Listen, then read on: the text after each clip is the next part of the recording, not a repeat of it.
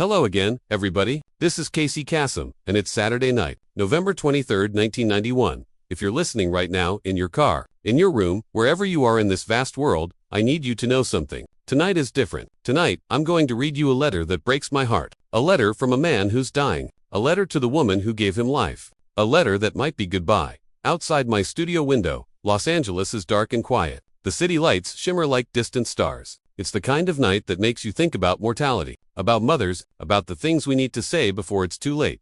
I've been doing this show for 19 years. 19 years of dedications and countdowns. 19 years of love songs and breakup songs and songs that make you dance. But every once in a while, a letter arrives that reminds me what this is really about. Connection, love, the human need to be heard, especially when time is running out. Let me take you somewhere. Close your eyes if you can. Come with me to a mansion in London, Kensington Garden Lodge. One of the most beautiful homes in one of the most beautiful cities in the world. Inside, a man is dying. He's 45 years old. He weighs less than 100 pounds. He can barely walk, but he can still sing. In his mind, he can still sing. His name is Freddie Mercury, and this is his story. 3 days ago, a package arrived at the American Top 40 offices, FedEx International, from London. The return address said Jim Beach Queen's longtime manager. I knew Jim. We'd spoken a few times over the years, but he'd never sent me anything directly before. Inside was a letter, handwritten, not by Freddie Hayes' hands. Shake too much now, but dictated. Every word, his, and a request, a dedication, for his mother, by producer Tommy brought it to me.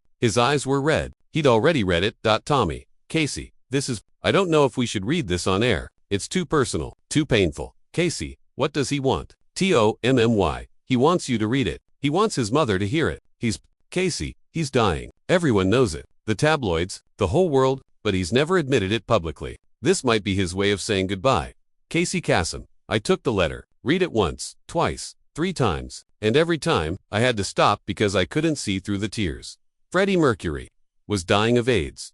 The world had been speculating for months. The weight loss, the canceled appearances, the way he'd disappeared from public life. But Queen's camp had stayed silent. No confirmation, no denial, just silence. Until now. Until this letter, I looked at the calendar. November 23rd. We were scheduled to broadcast the long-distance dedication segment tonight, where people send songs to loved ones far away. Well, Freddie was far away, not in distance, in time. He was standing at the edge of the world, looking back, trying to say everything that needed to be said before stepping off, and he wanted to say it to his mother. Casey, when does he want this to air? Tommy, tonight. He's asking for tonight specifically. Casey, I think he knows. I think he knows he doesn't have much time left. Casey Kasem. I made the decision right then. We'd read it tonight live. Because if Freddie Mercury, one of the greatest performers who ever lived, wanted to tell his mother he loved her through my voice, through this radio show, then that's exactly what we were going to do.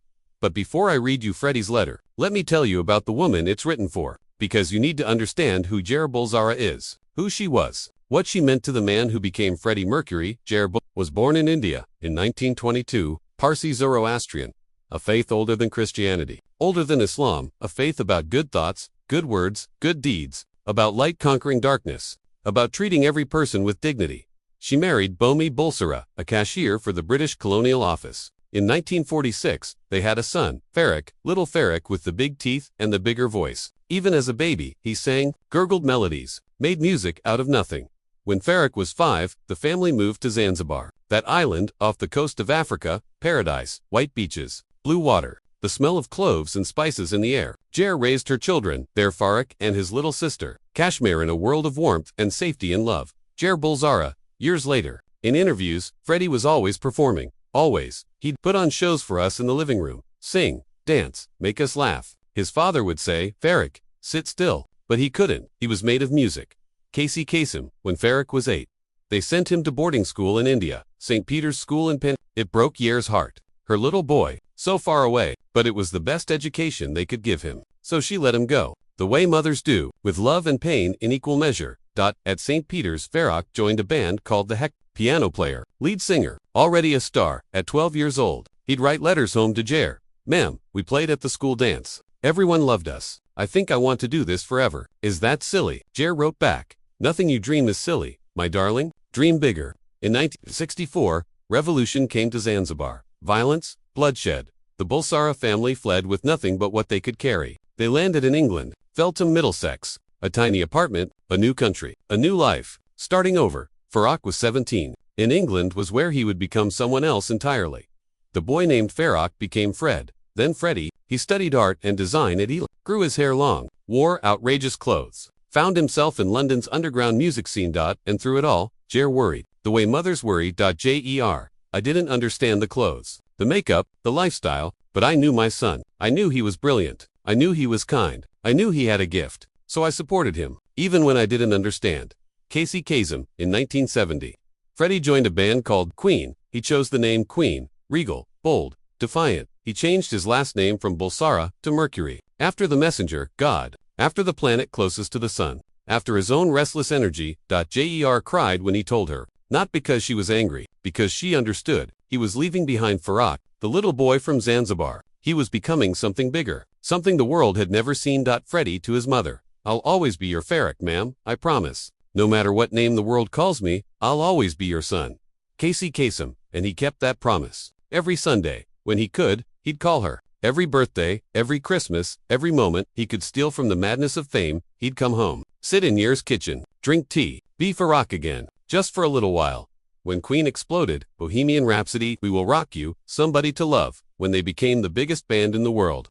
When Freddie became this untouchable icon, Jer watched from the wings, proud, terrified, knowing that the world only saw Freddie Mercury, the showman, but she still saw her little boy, the one who used to sing in her living room. Somewhere in those years, Freddie got sick. He knew what it was. Of course he knew AIDS.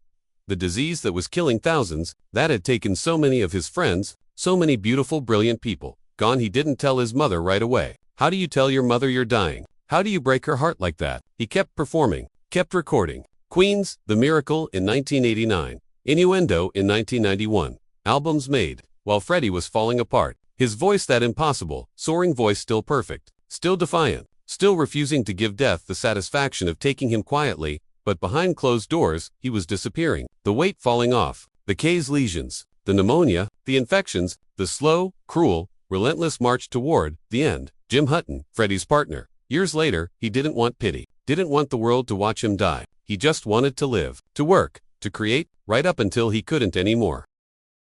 Casey Kasem. By 1991, the secret was impossible to keep. The tabloids screamed it. Freddie Mercury, dying of AIDS. Photographers camped outside Garden Lodge, trying to get pictures of him wasting away. The vultures, circling, waiting. Freddie refused to confirm anything, refused to play their game. But he knew the world knew, and he knew his mother knew.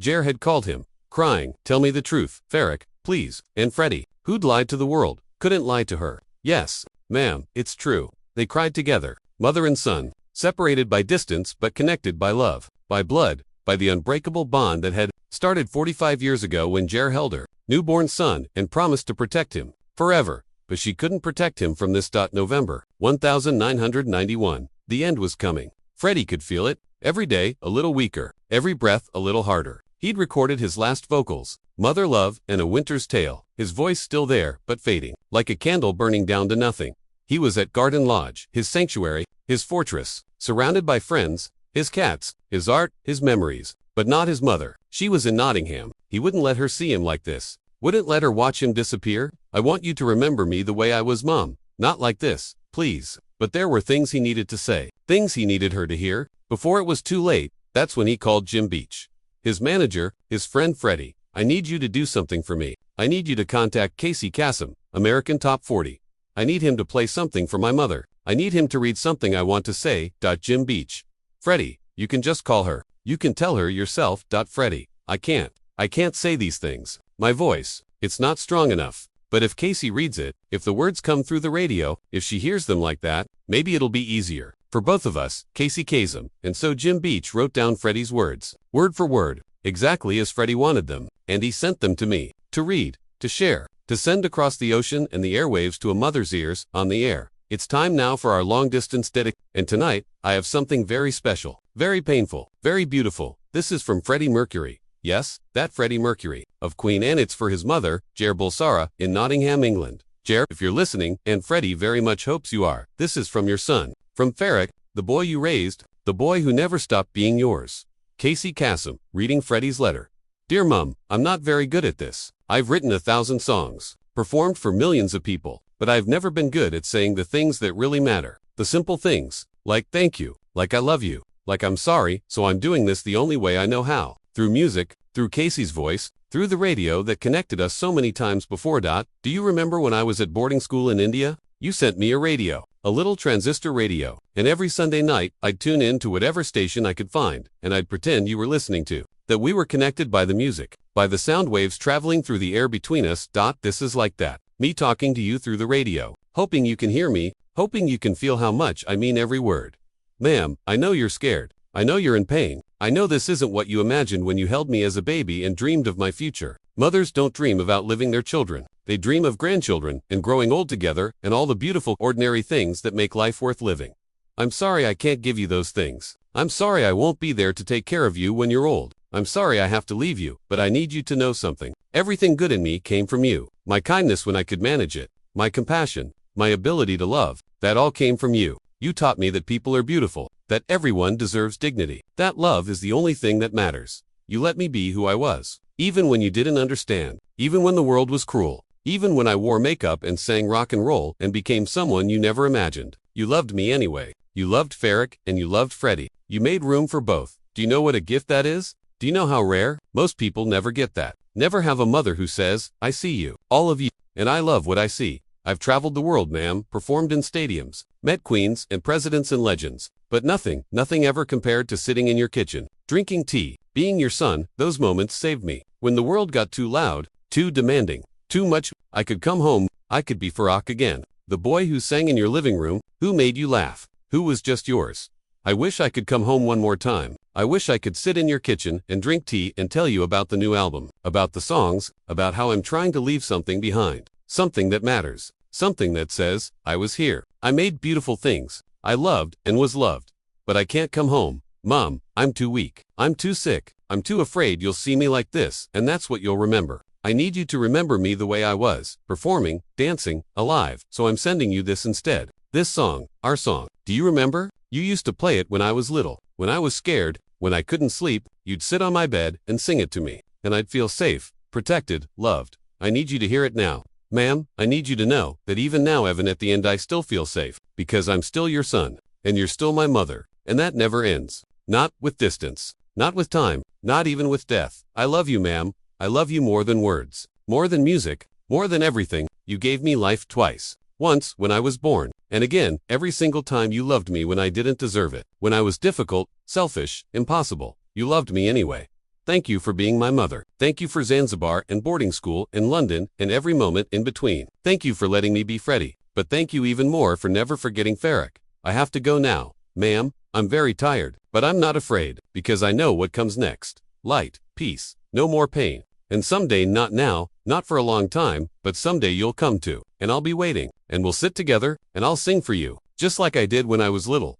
Until then, listen to this song, and know that I'm listening to, wherever I am, whatever comes next. We're connected, the way we've always been. Your loving son, Farrick Stel Kashmira. I love her. Tell Dad I love him. Tell everyone I loved them all. But ma'am, you were always first, always. Casey Kasem. I'm going to play this song now, the one Freddie requested. Love of my life. Written by Freddie himself, for someone else originally, but tonight, it's for Jer, his mother, his first love, his last love. This is for Jer Bulsara from her son who the world knew as Freddie Mercury, but who was always your little boy. The song plays. 4 minutes and 38 seconds. Freddie's voice, young, strong, forever captured in time, singing about love and loss and devotion. Love of my life, you've hurt me, you've broken my heart, and now you leave me. But tonight, it's not about romantic love. It's about a mother and son, about goodbye, about trying to make peace with the impossible. I sat in the studio listening, crying, hoping Jer was hearing this, hoping Freddie was at home in Garden Lodge, knowing his message had been delivered, knowing his mother had heard. The song ended. I came back on the air. Casey, Freddie, wherever you are tonight, whatever happens next, you did it. You told her. You said the things that needed to be said. And Jer, I hope you heard. I hope you know. Your son loves you, and that love is forever. 20-4 days. Freddie Mercury died on November 24, 1991, one day after our broadcast. 24 hours after telling his mother goodbye, the official statement came from Jim Beach. Freddie Mercury died peacefully at his home, surrounded by those he loved and who loved him. Jer Bulsara was not there. She was in Nottingham, listening to the radio, holding on to her son's last words. Years later, in interviews, she said the same thing every time. Jer Bulsara, that dedication, Casey read. That was my son. The real Freddie, the boy I raised. He said things he could never say face to face. He told me he loved me. He thanked me. He said goodbye. And I got to hear it. I got to keep it. I replay that tape sometimes, when I miss him, and I hear his words. And I remember, he was mine, and I was his. And nothing can ever change that. Casey Kasem. The funeral was private. Zoroastrian tradition. Only family. Freddie was cremated. His ashes scattered. The location kept secret. Because even in death, he deserved privacy. Deserved peace. But the world mourned. Millions of people who'd never met him, who'd only known Freddie Mercury, the performer, the legend, the icon, they mourned too. Because his music had touched them. His courage had inspired them. His refusal to be anything less than himself had given them permission to do the same. Queen released the album Made in Heaven in 1995. Freddie's final recordings. His voice from beyond the grave. Still perfect. Still defiant. Still singing. One track is called Mother Love. Freddie's vocals incomplete. He was too weak to finish. So Brian May sang the final verse, a son's song, unfinished like life. Freddie's last recorded words from Mother Love. I long for you. I long for your love. Mother Love. Jair Bolzara lived until 2016, 25 years after her son's death. She spent those years protecting his memory, loving him, missing him, being the keeper of Farrak's story. She never remarried, never sought the spotlight. She just lived quietly, surrounded by photographs, by memories, by the radio that had carried her son's last words. Every year, on November 24th, she'd listen to that tape. The dedication Casey read, Freddie's letter, love of my life, and she'd cry. But they weren't tears of grief. Not anymore. They were tears of gratitude. For having had him, for having loved him, for having been loved by him. Jer. In her final interview, 2013, people ask if I'm angry. About the AIDS, about losing him so young. I'm not angry. I'm sad. I'll always be sad. But I'm not angry. Because I had 45 years with the most extraordinary person I'll ever know. My son, How many mothers can say that? How many get to raise someone who changes the world? Casey Kasem. Freddie Mercury's death helped change how the world viewed AIDS, the disease that had been ignored, stigmatized, treated as shameful. Freddie's death and his courage in finally admitting the truth made it real, made it human, made it impossible to ignore. The Freddie Mercury tribute concert in 1992 raised millions for AIDS research. Artists from around the world performed. Elton John,